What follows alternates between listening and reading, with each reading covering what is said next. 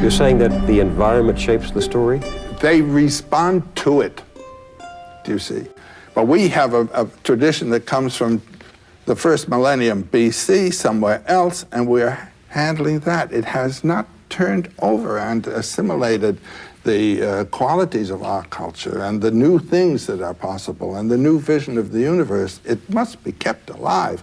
The only people that can keep it alive are artists of one kind or another. That the artist is, his function is the mythologization of the environment and the world. Artist being the poet, the musician, the author. Exactly. Writer. Yes. I think we've had a couple of greats in the recent times. I think of James Joyce as such a revealer of the mysteries of growing up and becoming a human being. And for me, he and Thomas Mann were my principal gurus, you might say, as I was trying to shape my own life. I think in the visual arts, there were two men whose work seemed to me to handle mythological themes in a marvelous way, and one was Paul Klee, and the other Picasso. These two men really knew what they were doing all the way, I think, and had a great versatility in their revelations. I mean, our artists are the myth makers of our day. The myth makers in earlier days were the counterparts of our artists. They drew the paintings on the walls, yes. They performed the rituals. There's an old romantic idea in German, das Volkdicht, that say that the poetry of the traditional cultures and the ideas come out of the folk. They do not. They come out of an elite experience, the experience of people particularly gifted, whose ears are open to the song of the universe, and that they speak to the folk, and there is an answer from the folk which is then received. There's an interaction, but the first impulse comes from above, not from below, in the shaping of folk traditions. So who would have been in these early elementary cultures, as you call them, the equivalent of the poets today? The shaman.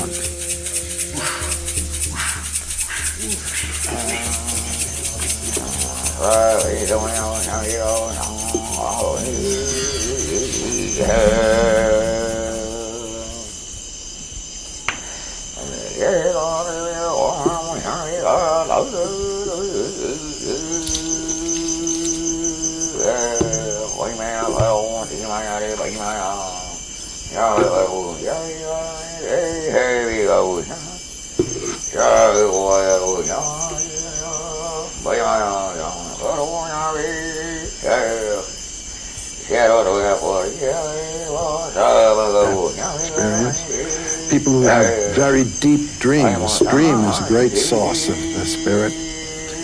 And then people who in the woods have had mystical encounters. Well, let me try to be specific about it. The shaman becomes some person in a society who is drawn by experience from the normal world into the world of the gifted. That's right.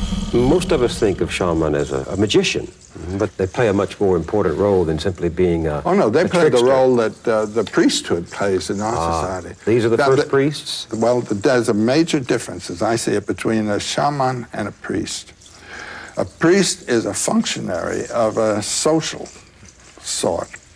The society worships certain deities in a certain way, and the priest becomes ordained as a functionary to carry on that ritual.